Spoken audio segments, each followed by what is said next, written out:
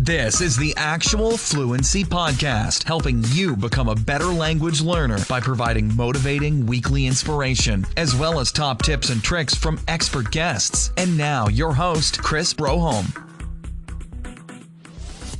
All right, we're back with another episode of the Actual Fluency Podcast and another edition of the Learner Profile series, where we take a look at language learners' life and how they got into languages and all the tips, secrets, aha moments, funny stories, anything that we can think of along the way. And today I'm joined by Amir Ordabayev. Welcome to the show, Amir. How are you doing today? Doing well, Chris. Thanks for having me. Fantastic. So this is the learner profile. So we want to get to know you a lot more. So can you take us back to when you first got into language learning? Go as far back as you need and just tell us, what started that hobby of yours? I was born in 1989 in Almaty. Well, back in the day when USSR existed. And technically I'm supposed to have two mother tongues. Since I was born in Almaty, I'm kind of supposed to speak Kazakh and Russian at the same level. And up until I was, I think, 3-4 years old, I was put artificially in Kazakh speaking environment. So my parents had this idea, so I should, if I don't end up speaking it like a native at C2 level, at the very advanced level, at least I should have some basics or some passive understanding. And then starting when I was 4, my parents enrolled me in school preparation kind of circle, and I started speaking Russian ever since I was 4. But then slowly but gradually Russian started to dominate, and when all those processes happened, like the formation of worldview, of like basic perceptions of the world, I kind of perceived everything through Russian, through the lens of Russian speaking person. Yeah. Very interesting. And did you get back to Kazakh again at some point, or? Well, I consider myself as maybe B1-ish speaker, so I know enough to get by, but because Russian represents kind of a way to economically advance. It did represent back then, and it still does represent now, especially if you live in this part of the world. So in Central Asia, in many parts of Caucasus, and in Far East, Russian is a lingua franca. So that's, and I know that you're learning Russian. The fact that there are very few dialects, like there are almost no variations. Right, that's very nice. Yeah. People who live in eastern part of Ukraine, they pronounce certain sounds differently, and people who live on Far East or Sakhalin Island, they tend to speak faster. Okay, that's as diverse as it gets with Russian. So I grew up speaking like very, very standard Russian, and then I started it was mandatory for me to learn English at school. So I started at the age of 6-7, but so many things have been said about the school system and the way languages are taught in school, and my school was no exception. So I didn't like it until I was, I would say 13, 14. I became a Metallica fan, and I was kind of interested. I was curious what did the lyrics mean. And that's when now that I look back in hindsight, I can say that my learning path started when I was like 13, 14. And then my parents had this idea that it would be good to send me to study to some English-speaking country. And I chose Canada, and I had to take IELTS exam. I was supposed to get a score of minimum 6 out of 9. And that's when I started like really taking it seriously at the age of probably 16, 17.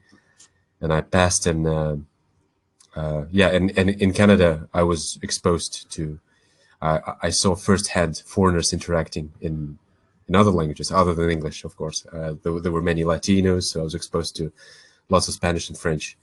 And because like I said, my personality was forming with the Russian language. It's back in the day, Russian aristocracy, there were times where Russian aristocracy spoke excellent French and German. They spoke it as their secondary native tongues, and that's why those kind of perceptions were deeply embedded in my brain. And I also had this idea that it would be very prestige. It would be very cool to at some point to learn German and French.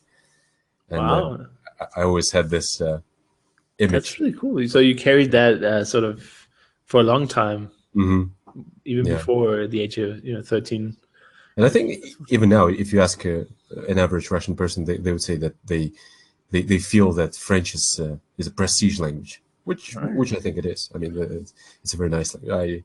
I enjoy listening to French and to German and to Spanish and to Italian. And I always had this idea, and I would say in my second or in my third year of college, when I really improved my English, I thought, okay, if I can do this with one language, if I can get to an advanced level, I could probably do the same thing with dedication and effort and time in other languages. And with languages such as French, Italian, and Spanish, you get so many cognates.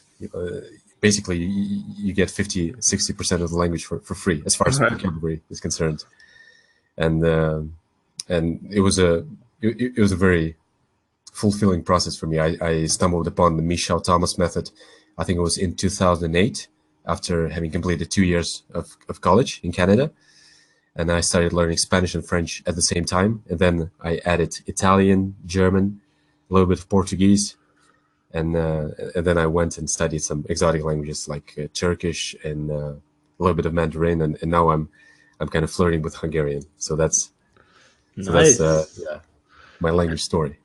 That's cool. I find it very interesting that you sort of took responsibility for your own learning at such a young age. If I remember my time as a 13-year-old, I would be like, if people didn't tell me to do stuff, I was very unlikely to do it.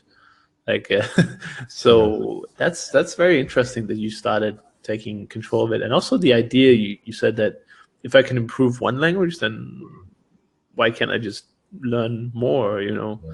That's very cool too. That's pretty unique, I think. Do you have any idea how you got this sort of I think clarity, you can call it, at a young age? I think the key was the exposure. Like, if I had stayed in my home country, then I would have ended up kind of settling for intermediate level, communication level of English, and I would have figured out that, okay, that's it. English is the world business language, and that would do.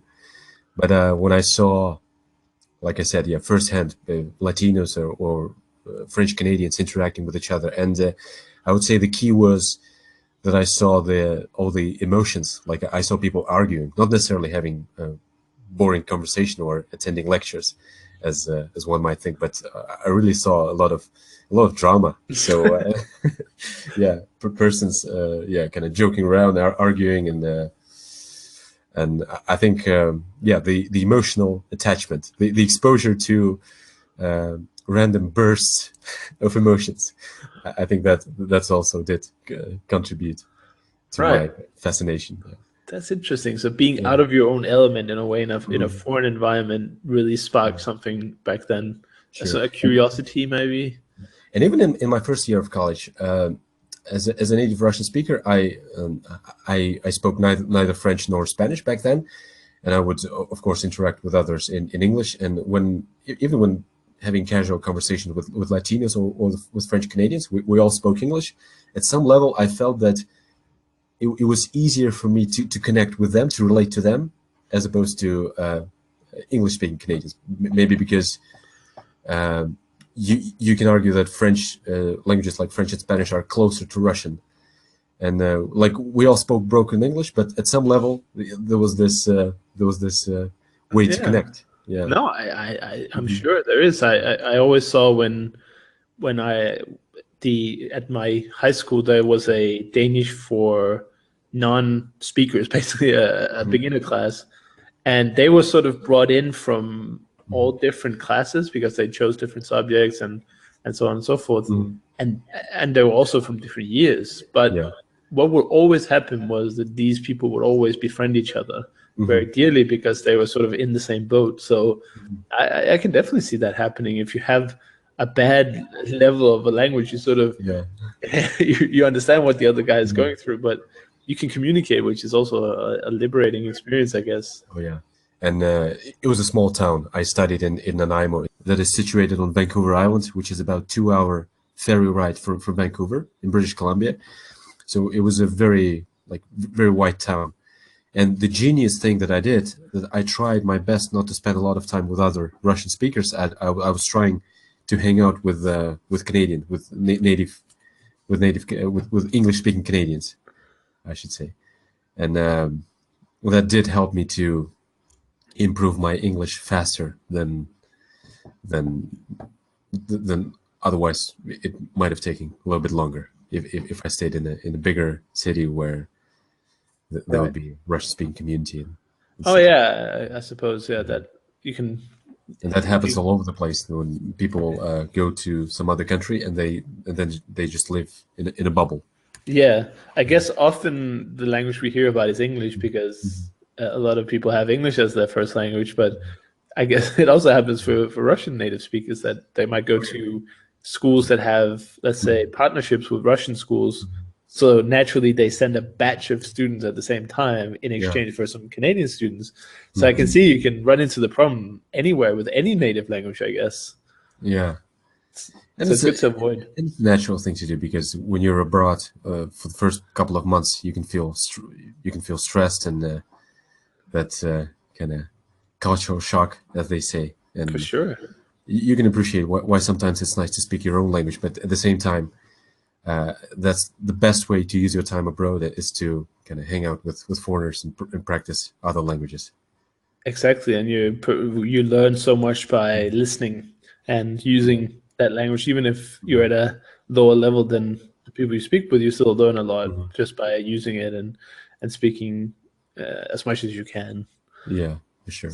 So that's something I always wanted to do. I remember when I was in school, I would see the flyers for the exchange programs, like go to Australia, go to, I don't know what it said, California or something.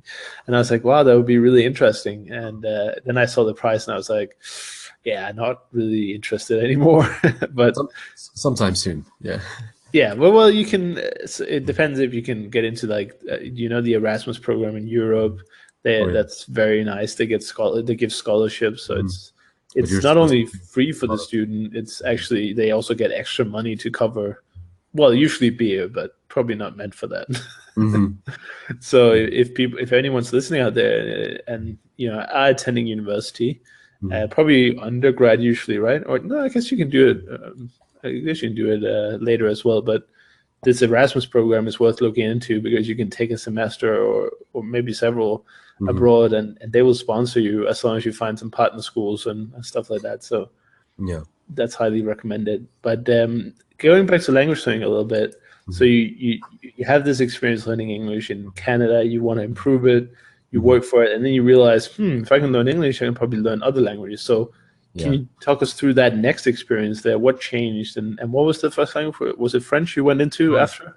Yeah, it was kind of French and Spanish at the same time, more or less. Was that the Michel Thomas? Yeah, and I had this idea. I had this desire to learn another language, but on the one hand, there was clarity. There was clarity of intent, meaning if you put a lot of effort and time into it, then you can reach a good level. But on the other hand, there was no clarity. I had no idea how to go about it because I started learning English, even though I didn't like it back then in elementary school. But still, I mean, when you start when you're 6 years old, like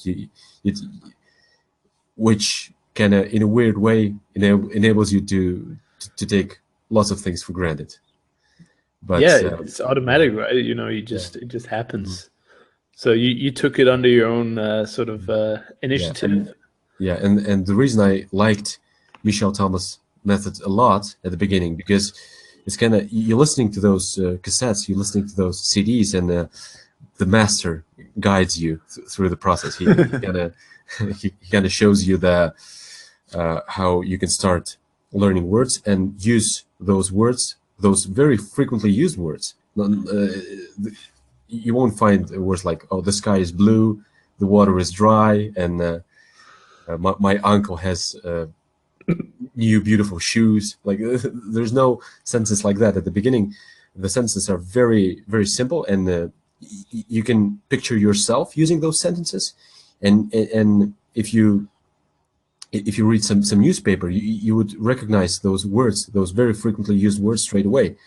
And like I said, and the master guides you through the process, and it was a very enjoyable experience. And another good thing was that usually one student is picking up stuff very quickly, and the other student is not, how do I say it diplomatically, is not particularly gifted student. Oh, do you think this is by design?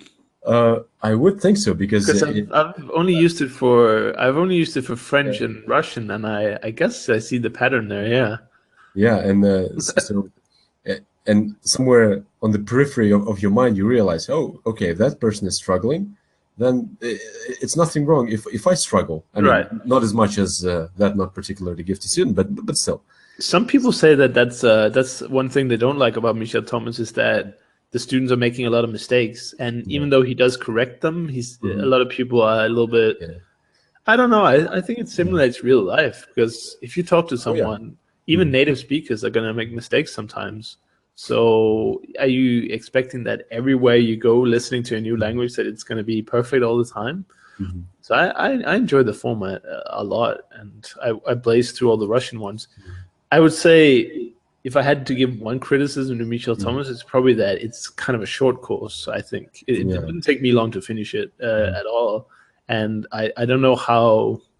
Well, it's very useful because you get the structure. And for instance, with the French, I was completely blown away by the fact that you could, after, I think it's on the first CD or tape or whatever it is, that you say something like, what do you think of the political and economical situation in France? That's what you say in lesson 1. And it's like, what? How did I just say that in French? And even the students are like, they're like laughing when he asked them to say it. And they say it, they take some time, but they get to say it right. And for me, that was a real eye-opener that, language learning is really, particularly cognates, are a huge part of. A lot of words for free. Yeah.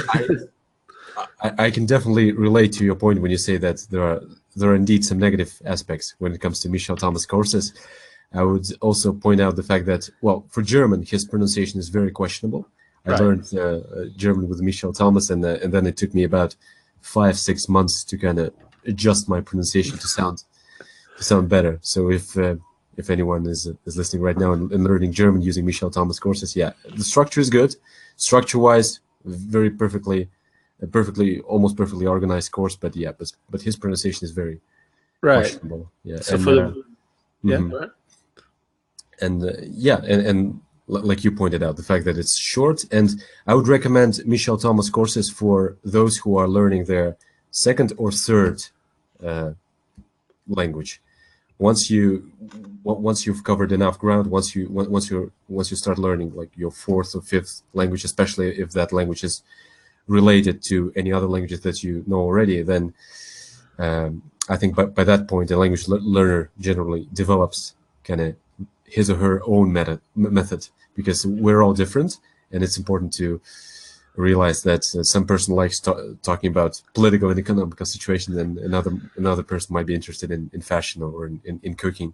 So each and every one of us has their unique frequency words list.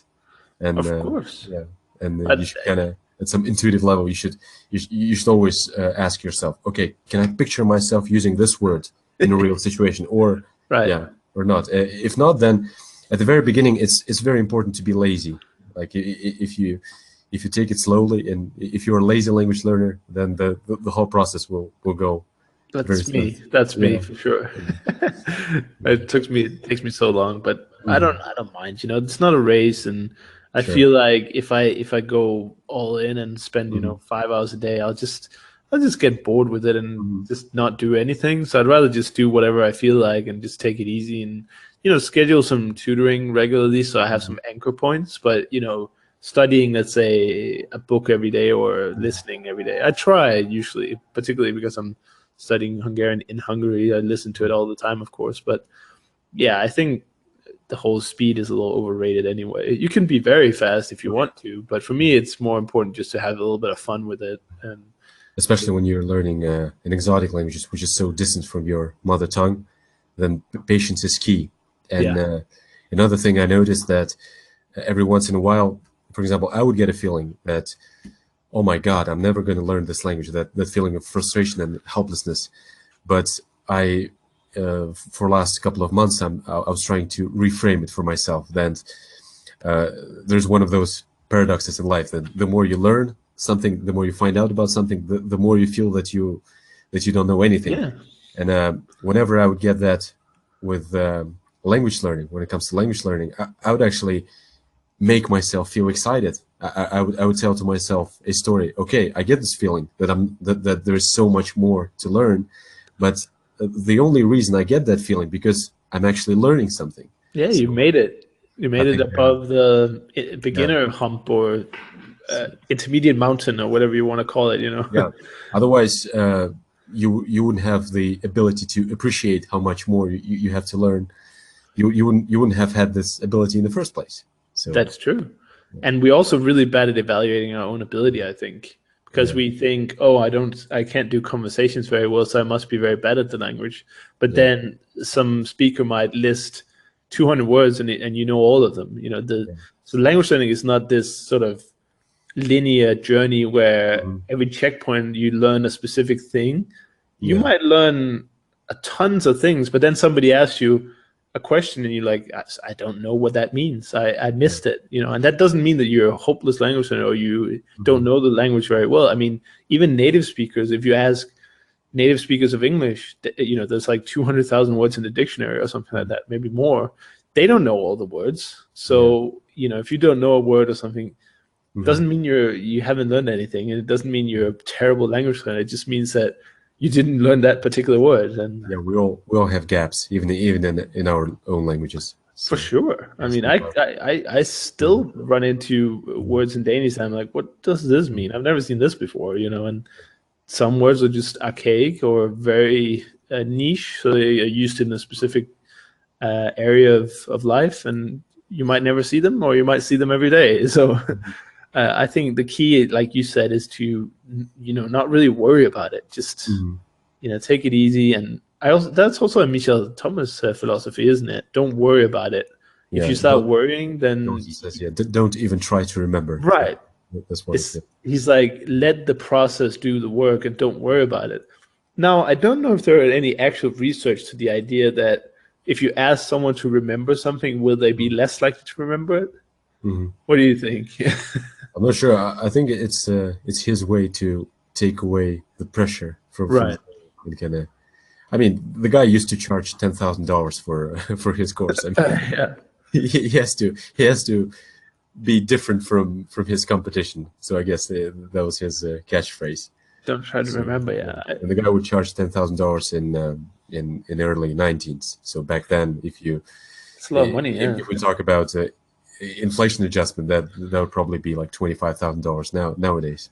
Yeah, I'm not sure he would get 10,000 today because learning has become a lot easier and then globalization and everything. But if you're one of the first true polyglots, famous polyglots of the world, and there's some movie star who wants to learn French quickly, you can charge whatever you want, right? I mean, you have some knowledge that nobody else has.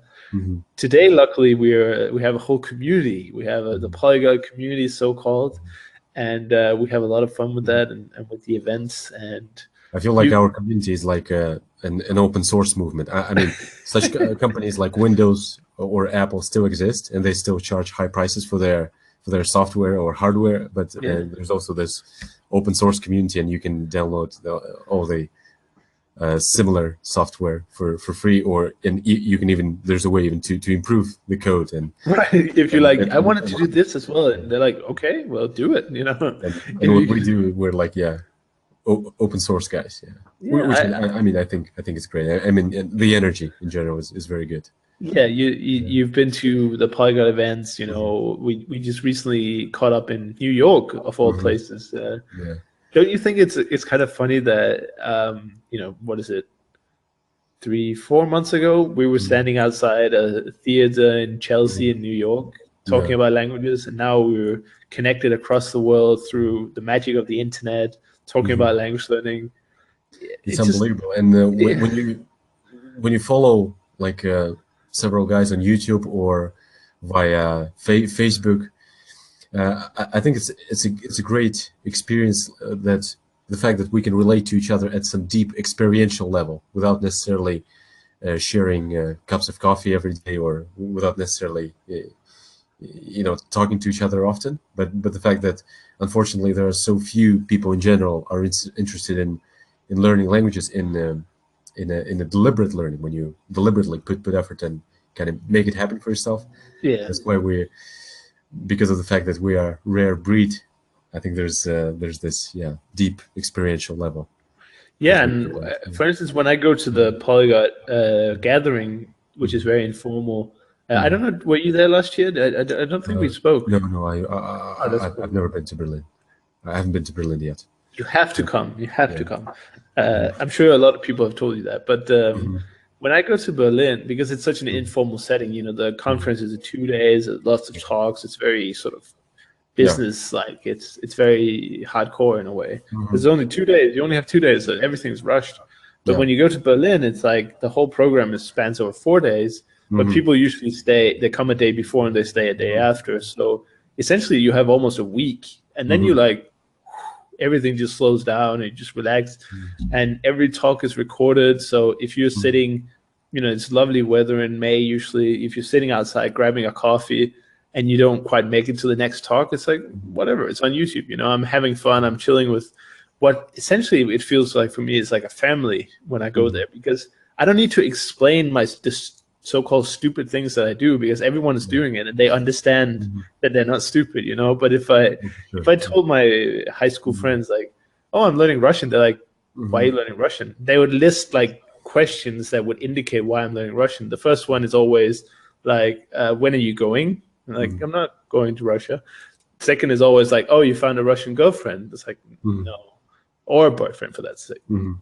Have to be. Diversity is the key of 2000 and what is it, 16? 2016, yeah. Yeah, so it feels like the community just understands you. People they understand you and they embrace you for your weird tendencies. Some people, even within the community, some people are really weird. Like relatively. Yeah, I would go as far as saying that maybe there's another like even more. Even deeper level when the more languages you share, the more you accept another person. I mean, I'm perfectly fine.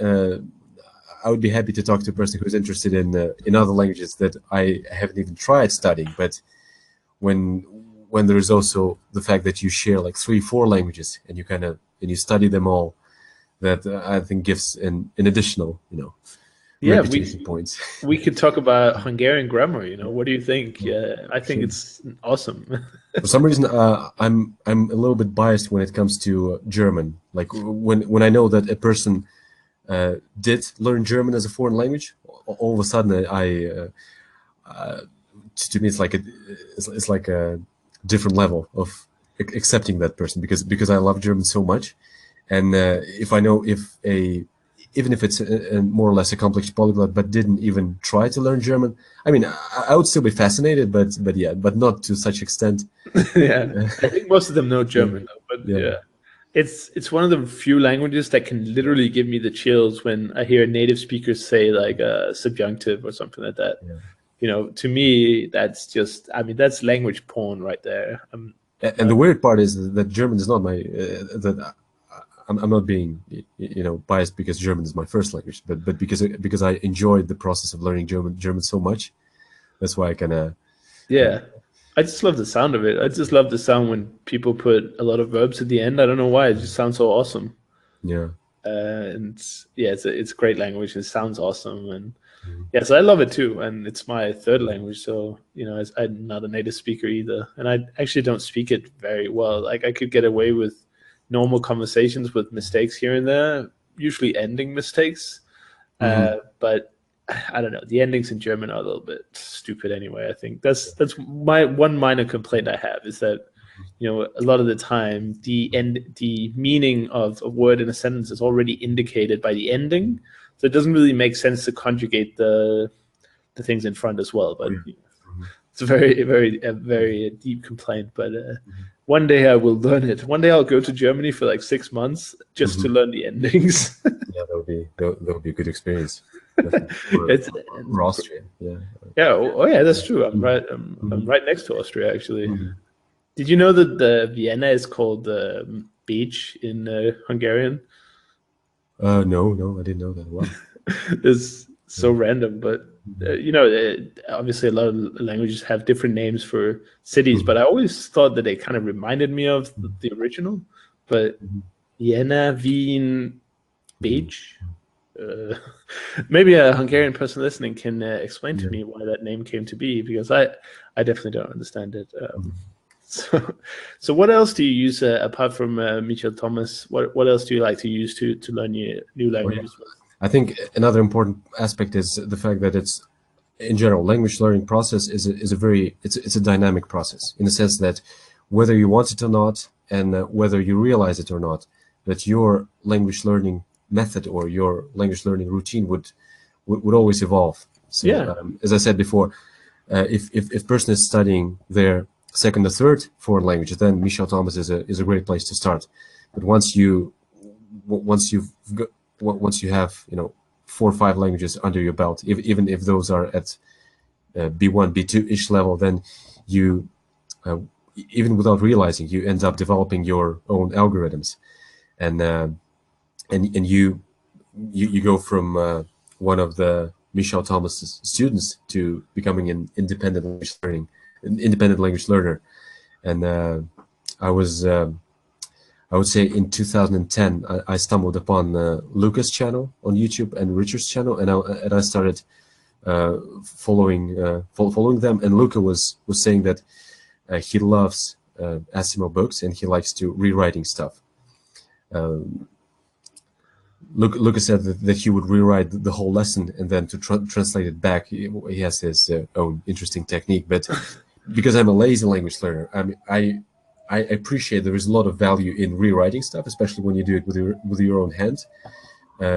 Maybe the scientists would even claim that by rewriting stuff, you create some additional neural network in your brain. And do you mean just copying the whole lesson word for word? Yeah, word for word. But because I'm a lazy language learner, I would only do that when I can clearly picture myself using that sentence in real life situations. So, which means that I would rewrite probably, I would say 60% of each lesson, and maybe roughly 50-60% of the book, and that did work for me well for when I was done with Michel Thomas courses, and when I went and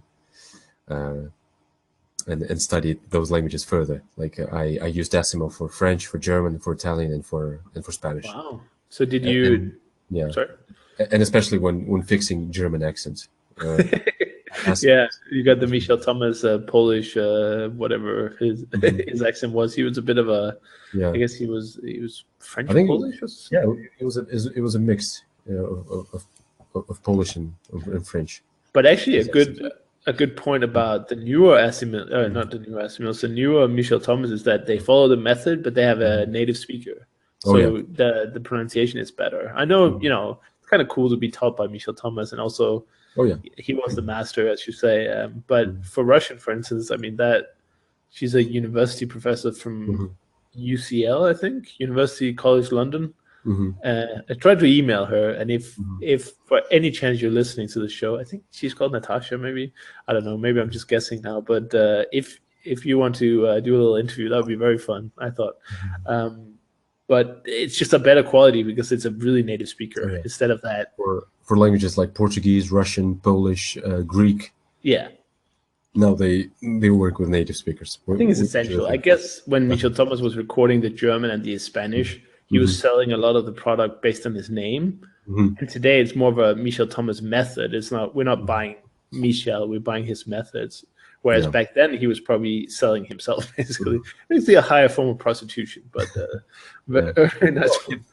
If Hollywood stars and prime ministers were so desperate to have him teach them, then why not? I mean, so meaning that they were kind of chasing him, then if in such a situation, like the guy can charge whatever he wants. brand value. That's why I say.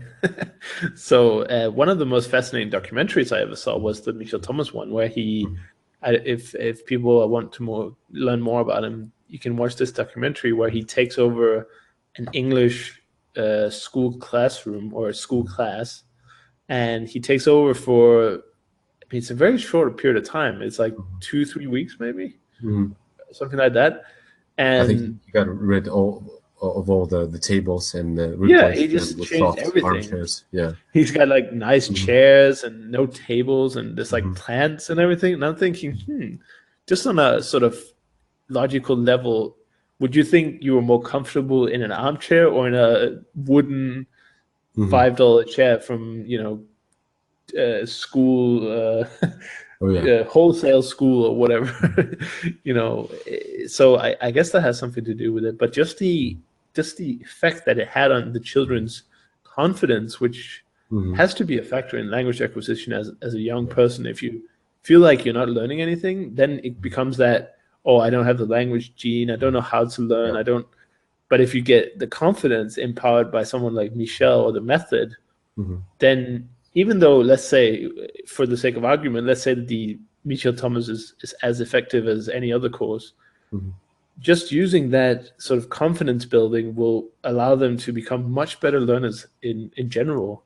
It's not about learning French or anything. It's just about getting that win, that positive feeling. So big fan of Michel Thomas as well. And it's a very interesting documentary those courses definitely provide you with confidence and the clarity. I think that while listening to Michel Thomas, and especially if you do a little bit of rewriting, even though he was against rewriting stuff, but that helps you to form a base of templates. So you learn structure, and then you kind of replenish your base of templates that you use in your speech in everyday situations, and then you can, as you expand your vocabulary from other sources, you can use different words, but the templates stay the same, and you have the same level of confidence. You just replace the words. Right. So it's a very solid base. Those courses can definitely provide you with a very solid foundation. And then like he said, he advised to not to jump straight into reading books, especially classical literature, where very poetic and rare synonyms are generally used, and you have to be not only do you have to be a native speaker, but you need to be an educated native speaker to appreciate all the shades of meaning. But when you work with interviews or with very simple news reports, then you would kind of increase your vocabulary, and you make sure that all the words you learn are in general very frequently used words. So I think it's a very good way to continue once you're done with Michel Thomas courses. And in general, I use Euronews because on the website euronews.net there's a very convenient button on the top, and you can watch the same news report in 7-8 languages. Well, I'm only interested in 5 of them, so I use Euronews for French, for German, Spanish, Italian, and Portuguese for now. But awesome. Still too early in the day to watch news reports in Hungarian, but maybe a year, we'll see, or in 6 months, we'll see how it goes. Takes a long time. Well, it takes a long time to understand them. You can listen to them anytime, but but it's very funny. And the good thing is, it's the same news report, so you kind of already know what's going on. And I think that one of the enemies for language learning is also the perfectionism. I mean, perfectionism can be, in general, very, very dangerous thing in life that would hold you back for years and years. And right. How do we stay away from perfectionism? What's the mental mindset? Because I've struggled with perfectionism a lot. Well, I think the main belief should be that even a native speaker who's not particularly interested in this topic would have gaps. A native speaker who's learning the language ever since they were born. So how can you expect anything from a foreigner who is kind of struggling struggling his or her way to fluency. So That's mhm, it's tough because I feel like mhm, when I want to say something, I guess there's a different stage. There's like the complete ignorance. If you don't mhm, know what you're saying is wrong, then you mhm, can't feel the perfectionism because you don't know it wrong. It's wrong. But then you enter into that sort of conscious incompetent stage where I know that this is wrong, but I don't know how mhm. to correct it. Yeah. And that's where, for me, it gets the Mhm, perfectionism comes in. And when mhm, I used to talk to people on Facebook Messenger or stuff like mhm, that, I would copy my sentence into Google Translate first. mhm, And although that's not a foolproof method, most of the time, if Google Translate said, "Did you mean?" then usually I mhm. would be like, "Yeah, that's probably a. This is Yeah. probably supposed to be this instead." This is obviously complete.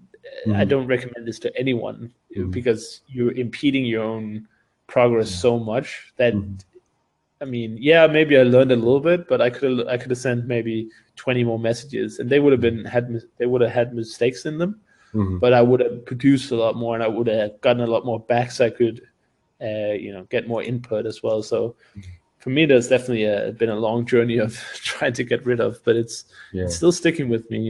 It's tough. Mhm.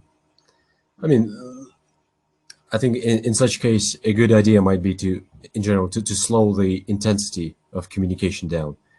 If live conversation face to face is as intense as it can get, then the slower version would be sending each other voice notes through WhatsApp or Viber, so that does slow it down. And instant messaging is even slower. Or you can argue that it's almost the same as exchanging voice notes. And then if you want to really slow the process down and get feedback on your mistakes or inaccuracies, you can kind of find an email partner and send each other emails like once a day or twice a day. Or a pen friend, you can send postcards around the world, Hmm. which is good fun, So yeah, I and guess.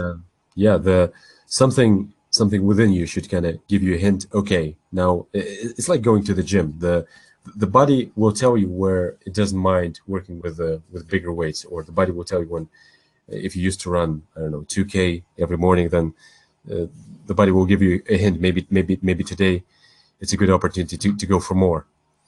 And in a way, language learning is like, it's like working out. It's like exercising for the brain. The brain at some point will give you a hint and will say, hey, let's intensify the communication. And but before that happens, because the enthusiasm is so fragile, it's better to take it slow. But I mean, some people would disagree with me. I mean, there are many successful polyglots who argue that it's very important to speak from the day one. But yeah, but my style is kind of keeping it down for a while. Right. Do you do the passive period? Is that something you Mhm. you, you heard of and do? Yeah, I would take about 6-7 months of kind of passive or silent period, and then I would kind of start Wow. speaking slowly. But yeah, but the good thing is when you start after having spent 6-7 months listening, then people are so impressed. And it's hard for them to believe that you've never been to the country or that you've never met Right. native speakers. So that's the flip side of the coin. It's a controversial thing, but Yeah. as we talked about earlier, I don't believe in speed and stuff. It's not about how fast you can do it. So if you can form a really solid base that Hmm. will accelerate the rest of your learning, Hmm. then it's probably worth to invest some time in it. And SML does this automatically, right? They have their Yeah. passive and active phases.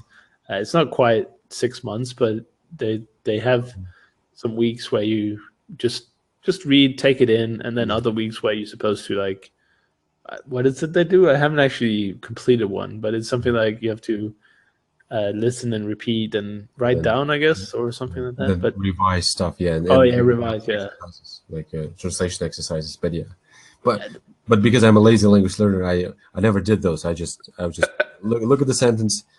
Okay, can I picture myself using this sentence? If yes, okay, I guess I'll rewrite it. If not, okay, let's go further. Right. Yeah. But I don't think you're lazy. I just think Mhm. it's just smart language learning because Mhm. you don't learn, 10 species of fish or, Yeah. that those kind of stupid words that you're never going to listen. Mhm. That's one of my problems with these courses. Often they have vocabulary that's so general that Yeah. it's words that I never use. Like Pimsleur Russian, for instance, I listened to last year, and they spend a good, I would probably guess about 4 or 5 lessons in the first 30 talking about this is my wife, this is my kid, we are a family on holiday or something. And it's just like, for me, that's completely useless for now. You know, I don't have a wife, I don't have any kids. So by the time that I actually need that vocabulary, I would have forgotten it ages ago. So you're just essentially wasting time teaching me that. That's the good thing about books. You can skip. You just ignore it. Whereas in courses, it's kind of awkward to have to fast forward all the time.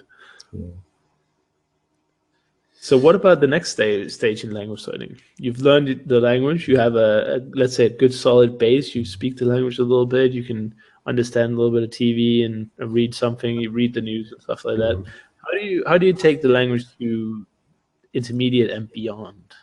Well, I would say that, at that point, it's very important to find a very nice and encouraging person and do the language exchange. Or if you can afford it, then it's a good way might be hiring a tutor, and always prepare in advance for your speaking sessions. And especially, I would say, cultivating brutal honesty with yourself. Then, meaning that when you have exchanges, and let's say you speak twice a week with a person, then the natural tendency would be stick to the topics that you are very comfortable talking about. But when you kind of cultivate that honesty with, like, radical honesty with yourself, okay, where do I have gaps? Or when a person corrects you, kind of write those corrections down and build the association maps. Okay, what I had this gap when we started talking about cooking. I probably, if I cannot talk about cooking, I probably I'm probably terrible at talking about cheese. I don't know, because especially in France, I know that it's a very important topic. Yeah, of course, like wine, it's kind of like, or wine, and then deliberately kind of look at those gaps and picture yourself fixing those gaps by talking about those topics. Interesting. I had a theory about this a long time ago, actually, before I even started learning languages. So this was a complete random theory that I obviously had no authority to present. So I never wrote about it, because why would somebody who's never learned a language on his own present a theory? But actually, my theory was that if let's say you go through the course or whatever, and there will be gaps compared to your equivalent vocabulary in your native language, of course.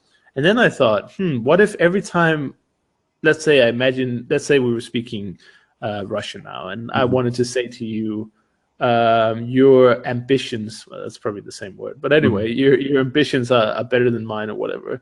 And I didn't know how to say that word. I just immediately wrote it down and then looked it up. And I would call that the jigsaw puzzle method, where you or fill in the blanks method. And actually, you can see this on Actual Fluency today. If you go to the website, the favicon, or favicon, I don't know how to say that. This is the English ability, right? I think one is good, I think. Yeah, that's fine. The little icon you see in your browser, and that's actually a jigsaw puzzle piece, because I thought that was going to be my whole method, like how to fill out the gaps, essentially. So it's funny you say it now. This is like 2 years ago. It's funny you mentioned almost exactly the same. And so this is a part of your language learning, that you write down things you don't know and then you figure them out. And there's also frequency lists on Wikipedia. I'm not sure if it's Wikipedia. I think it's wikilists.com. I mean, you can Google, for example, like German frequency list, and not necessarily by copying every word down, but just by skimming through, especially I would say first 5,000 words. I mean, if one really wants to reach a solid intermediate or upper intermediate level, then knowing at least 10,000 the most frequently used words is a must. And by words. and I would say by screaming those, and by like I said many times today, by imagining yourself using those words, and imagining yourself using those words to link other frequently used words. I think that's a very important skill to cultivate. So the key is not being able to list 10 sorts of fish, for example, or like 15 variations of I don't know, of timber. The key is to spontaneously link words together in an eloquent and pleasant manner. Right. I think the good thing about vocabulary is that you get a lot of mileage out of the first you learn. Like the first 10 words, man, they get you so far, and then the first 100 and the first 1,000. And I think it was something like 2,000 words means that you can. Oh, how did it go? Do you remember? Was it something like? It varies from language to language, but Sure. I think for English, first 500 words would enable you to understand 50%. Right, and that's ridiculous. And then it would take you probably 4,500 to get to 75%, or even 90%. If it's not a scientific journal, if it's just a regular newspaper article. Yeah, 5,000 words. I've heard something like you would understand 90% of the words, or 95 actually. I think 95% of the words. But the key, of course, is that doesn't really work in reality, because the missing 5% are usually the important ones. Yeah. So the fact that you understand 95% of Harry Potter isn't exactly going to make you enjoy reading it, because you're going to miss a lot of the key words that you're like, oh. Yeah. So vocabulary learning is awesome, but it does run into like, I guess, the diminishing returns at some point, where to get from 95 to 99, you need like 10,000 words. Oh, yeah. Get another 10,000. So, and then 99 to 100, impossible. 100,000 words, maybe 200,000. I don't know. Maybe not even possible. But anyway, I just want to encourage people that 10,000 words is nice, but that was a very solid chunk of encouragement. Yeah, and then it's impossible, and then we need to keep it humanly possible. It was a very encouraging message. Yeah, we need to keep it real, right? So and some people are probably thinking 10,000 words. I could never learn 10,000 words, and I would just say. And in general, I would say language learning is a very long and energy-consuming process. It's a long and tiring process. Yeah. Nobody should really be doing it. Not necessarily rewarding all the time. So. No rewards. It's expensive. Yeah. So basically, we're using reverse psychology here. Yeah. So it's very nice. So keep learning, and I guess once you're intermediate, you can sort of shift your focus from textbook style input to more native input, so watching native material, reading native. And at more advanced stages, what I do these days, I would open some YouTube channel. I was practicing there's a YouTube channel for World Economic Forum. I was using my headphones, and I would turn off my microphone, and I would try to do the simultaneous interpretation, like live from English into Russian. And I think it's also a very good way to kind of test yourself how good you are, not only when it comes to knowing all the key vocabulary, but also when it comes to linking the words spontaneously and on the spot, and while listening to the speaker at the same time. So that's a crazy skill. Is that something you want to work with in the future, or? I did.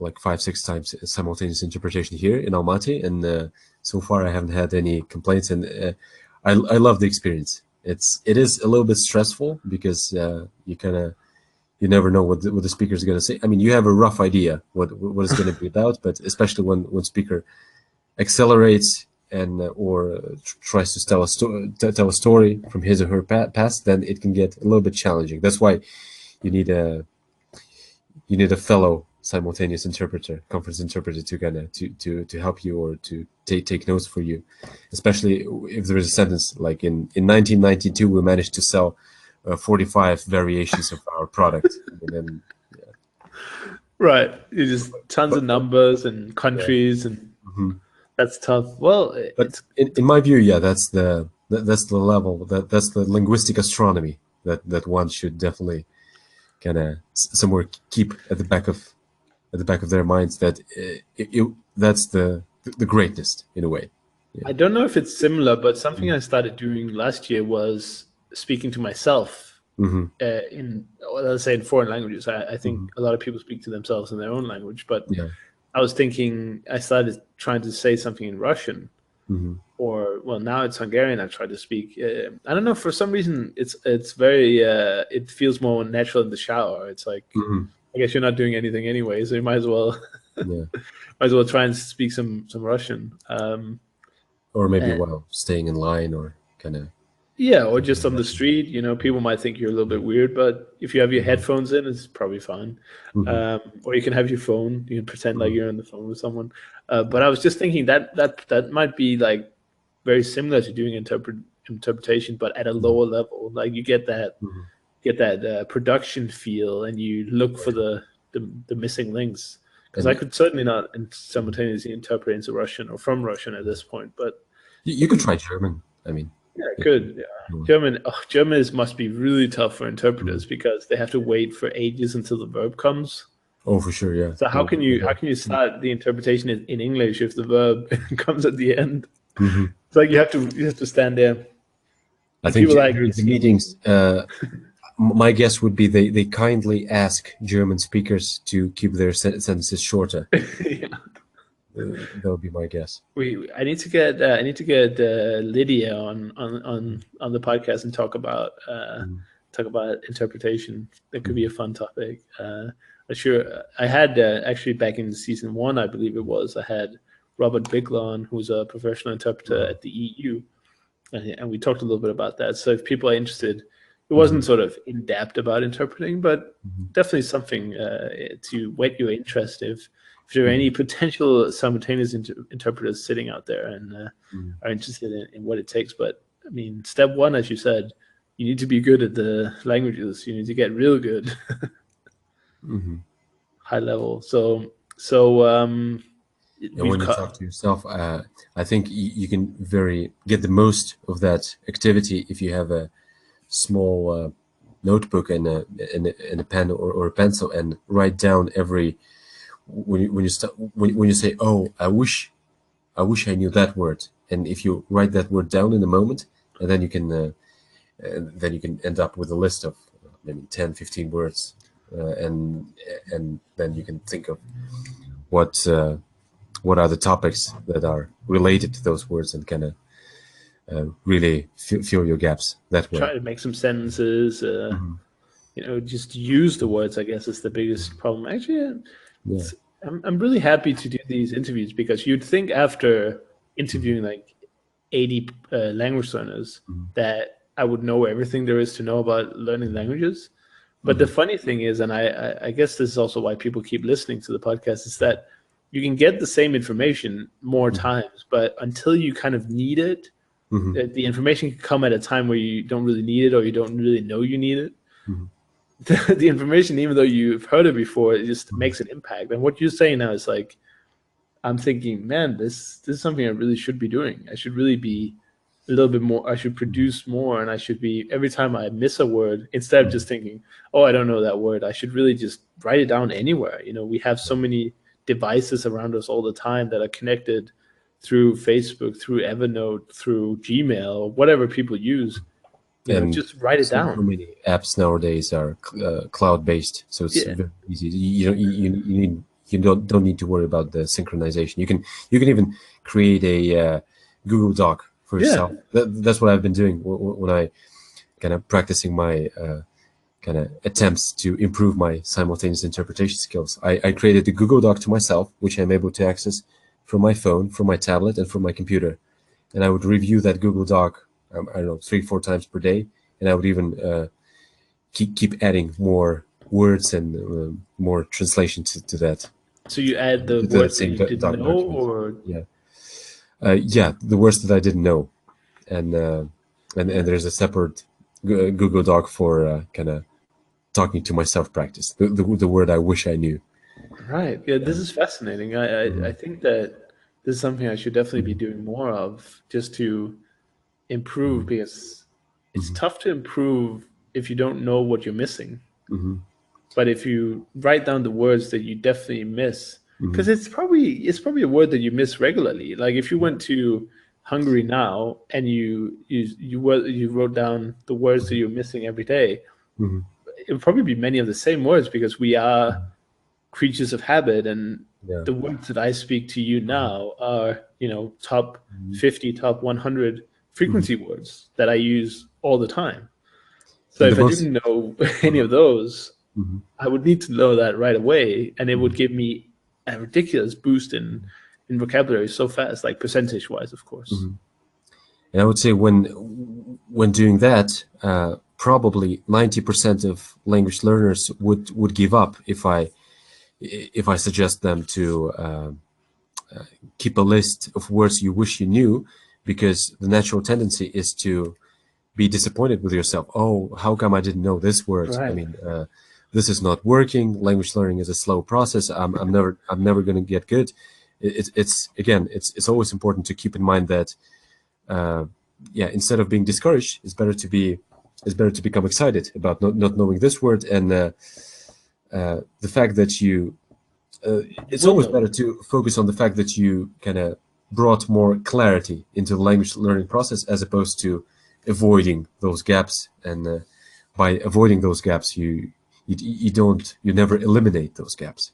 Right. What do you think about typing the list into flashcard apps like Mhm. Memrise or Anki?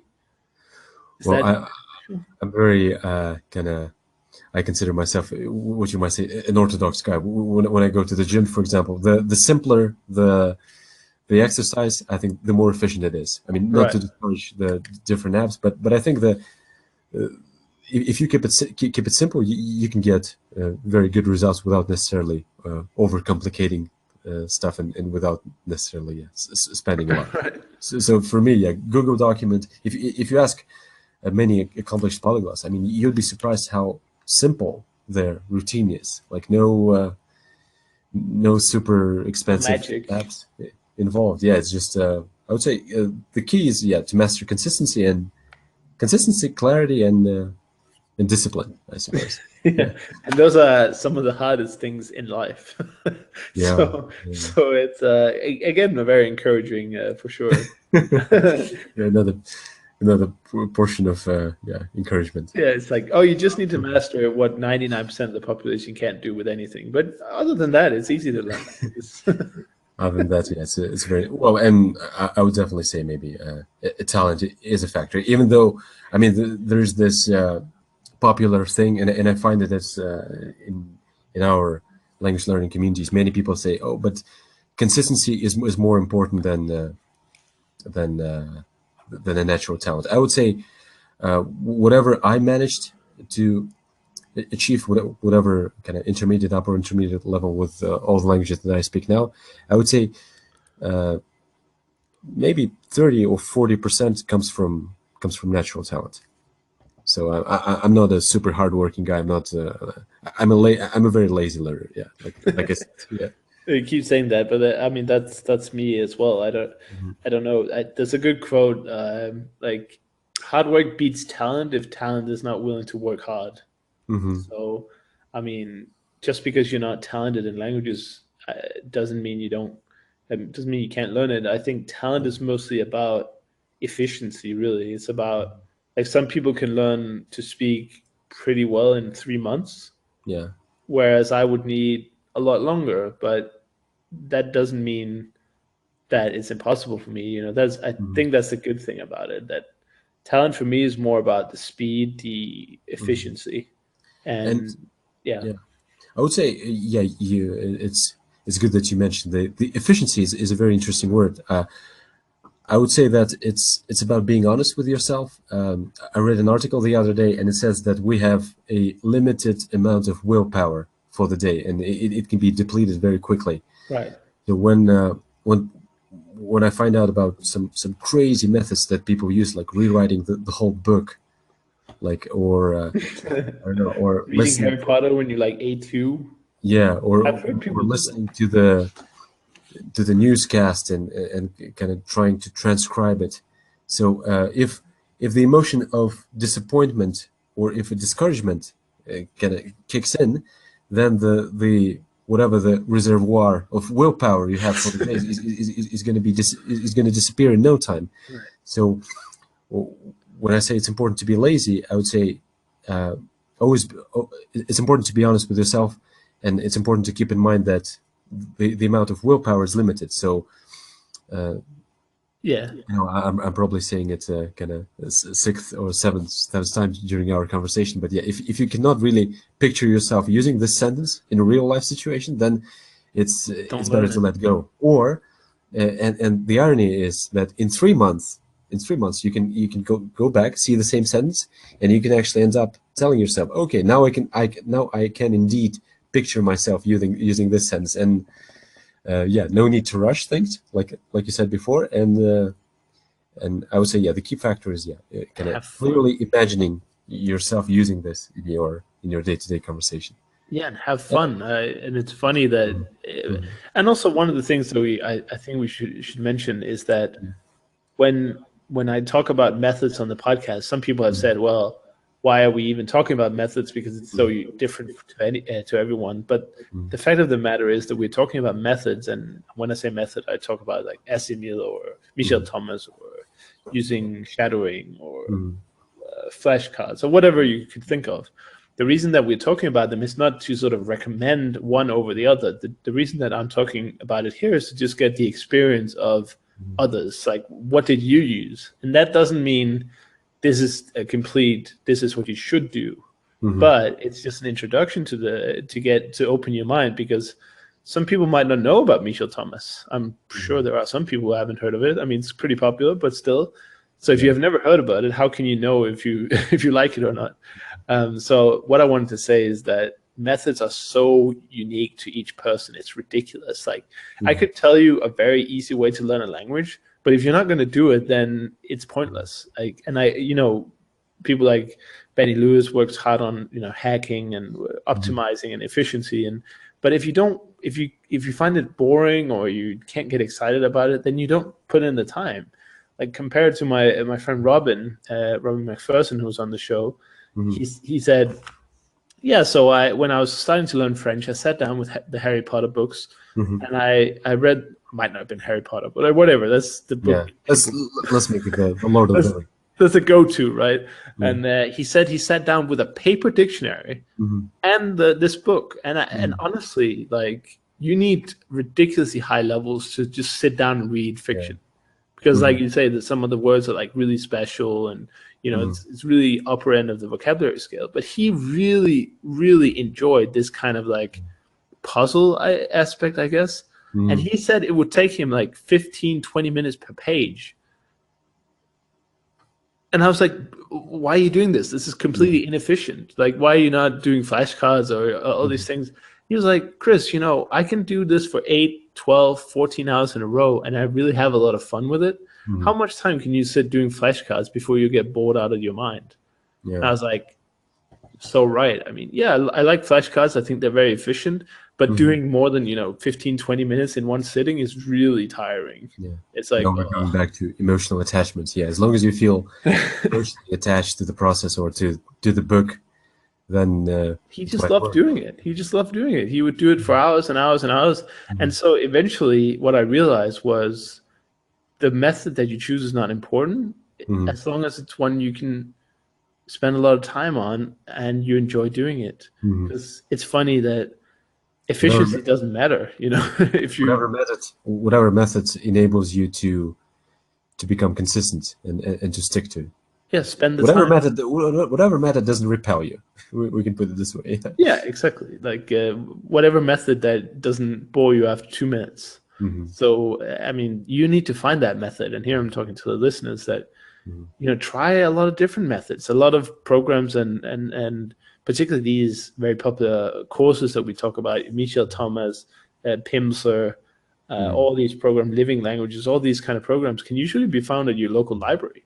In many countries. There's an interesting book. The title is Mastery by Leonard, and one of the quotes that I like is cultivating the ability to enjoy staying on the plateau and to practicing for the sake of practice without being emotionally invested in the outcome.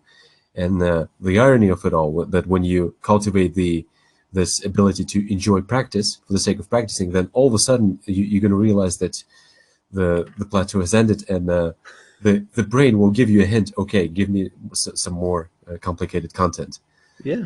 So that's one of those paradoxes. Like the more you chase something, the further it moves away from you. But once you stop being too emotionally attached to the outcome, then all of a sudden it comes to you naturally.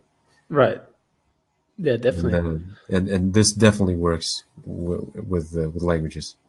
Yeah, and I just love that the whole idea, because I wasn't even thinking about it. I was caught up in the idea of how can we learn languages faster and how can we be more efficient. And at the end of the day, the method that's going to give you the most success is the one that you can do. And honestly, some of these methods are ridiculously boring. And Yeah. like you said, you're a lazy learner. I also am. And for me, like reading books is something I don't do very well anymore. I don't know. I blame like computers and stuff for that. When I was younger, I feel like I could read for a long time, but now it's like really boring. So for me, it's about, doing things that I really enjoy. And at the end of the day, learning a language, let's say in 3 months, it's not about the months, but about the hours, right? So Yeah, but if you spend, what's that, sir? For example, if a native Spanish speaker decides to learn Italian, I mean, I think it is possible to reach a good level within 3 months. Oh yeah, for sure, definitely. But you can't do it doing a method that you can't do for 10 minutes a day.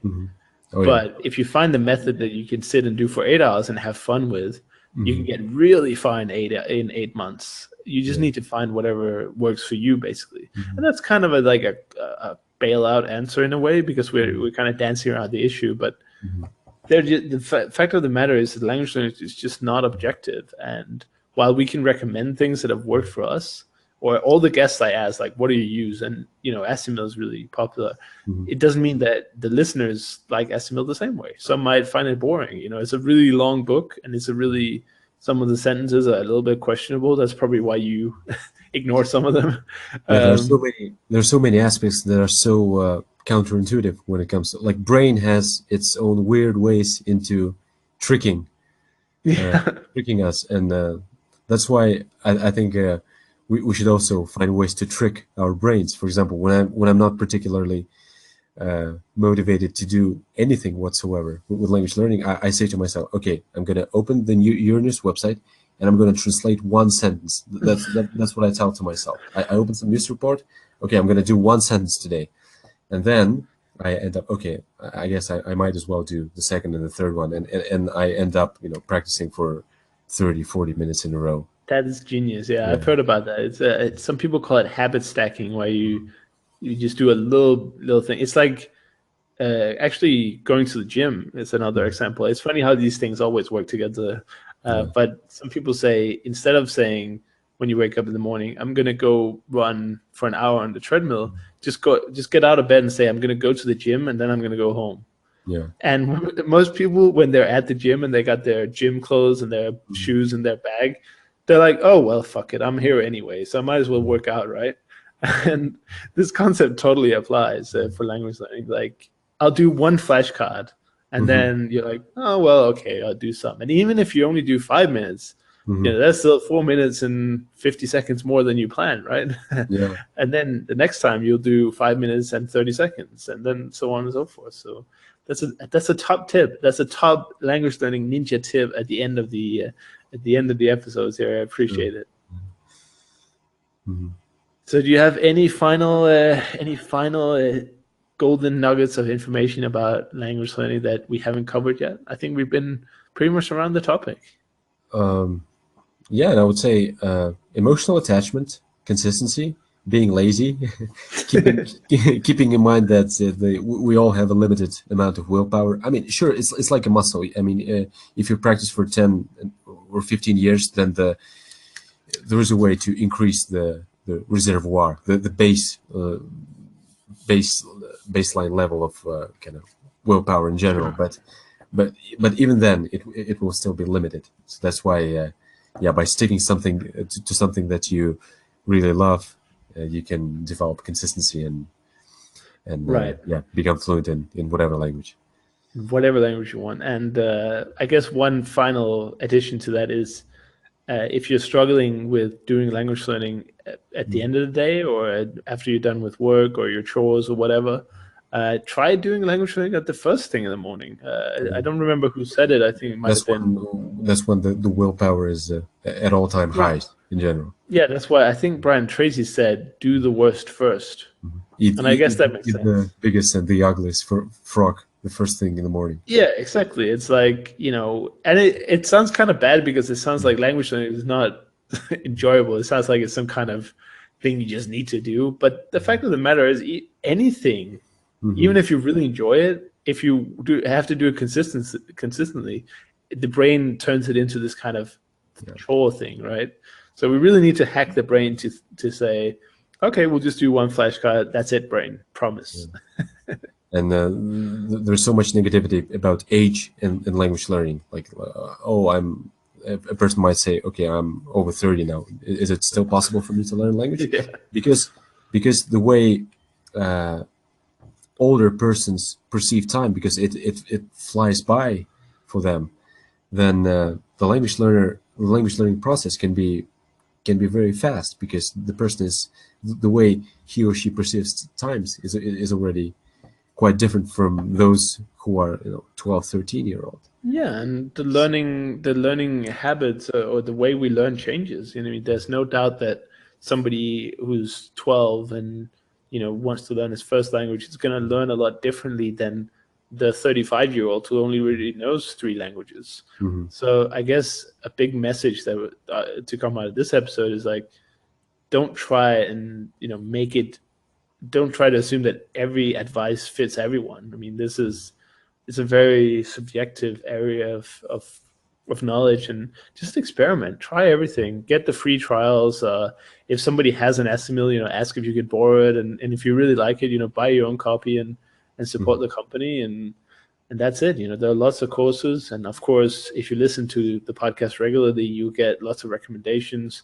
It's very rare that we directly talk about not getting something. It's very rare that we, I guess, do the beat down on some products. But there are, honestly, language learning is such a big industry that you're gonna find questionable products out there. I've been lucky enough not to encounter too many, but generally, as long as you do something, you're progressing in language learning. I guess that's the conclusion.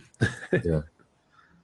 All right, Amir. Well, thank you so much for joining me here on the show. I really appreciate it. And thank you for considering me, Chris. It was no, it's an honor. And I just wanted to give a shout out to your YouTube channel, where you have a lot of interesting videos. And one thing I like is that you produce videos not only in English, which is YouTube is a little bit rare, but you have a lot of Russian videos, and for people learning foreign languages from Russian, which I think is very cool. In general, I started kind of creating value for Russian speakers, but now I'm for every video that I produce for Russian speakers, I decided to produce the English version, so it's to make my channel more international. Well, that's twice the fun. The good thing about doing the Russian videos is you can get Russian native speakers, but you can also get people like me who's learning Russian to watch them. That would be kind of interesting. More of that. But anyway, that YouTube channel and also all the other things that we've been talking about, you can find on actualfluency.com/317. That's season 3, episode 17. So I'll list every link there, and I'll link to your YouTube channel as well as everything else. So thank you so much, and I hope to see you somewhere soon in Europe. Thank you, Chris. Yeah, we'll definitely. Yeah. We'll speak soon. Cheers. Yeah, cheers. Thank you for listening to the Actual Fluency Podcast.